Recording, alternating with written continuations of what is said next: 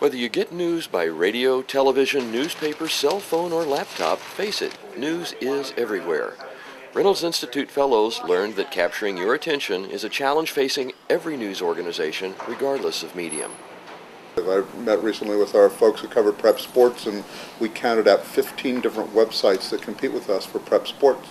Newspapers, TV stations, freestanding things like scouts.com or MaxPreps or highschoolsports.net. It's an incredibly competitive field, and frankly, if high school newspapers start getting in that, I'd count you too, because you should own the coverage of your high school teams. And so it becomes the danger becomes much more fractured. It sort of goes like TV has from 3 major networks or 4 major networks to suddenly you've got 500 channels, and wow, I can see a whole lot of different things on a given night. And so there are lots of places to get the news you're after. According to Leach, even today's newspaper journalists have to carry a toolbox that is shaped and filled quite differently. I was talking to the editor of the Rocky Mountain News the other day, and it was funny. He said that one of his interns at the end, he was sort of talking to him at the end of the semester, saying, "Well, what do you wish you had done that didn't happen here?" And he goes, "Well, I'd love to learn video." And he says, we should be training you video. Your college should be training you video. We should be making you a better videographer, but we shouldn't be doing the basic training of how to hold this camera and how to frame a shot and how to light a shot and that kind of thing. So you still see a lot of students come out without that.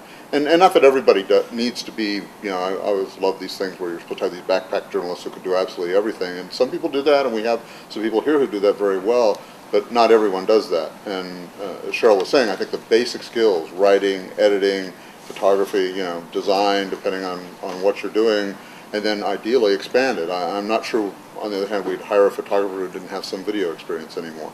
Now, we would probably hire a reporter without video experience, but we may train them to do that. But if they walk in the door with it, it's an advantage to them. Since news is everywhere and anyone can create it, there are some changes and challenges that face consumers and young professionals.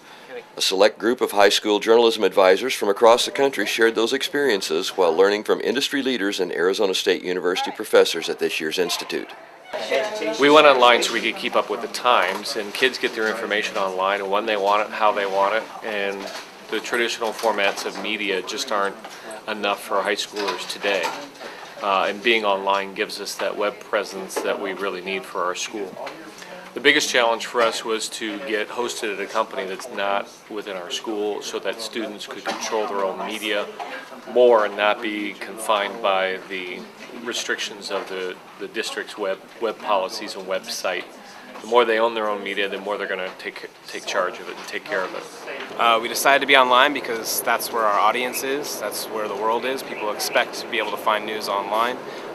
We currently have our site in a stage where it's almost operational, but by August we'll be fully operational with stories plugged in and everything ready to go for our users. The overriding message has been that traditional journalistic principles, skills, and ethics still matter.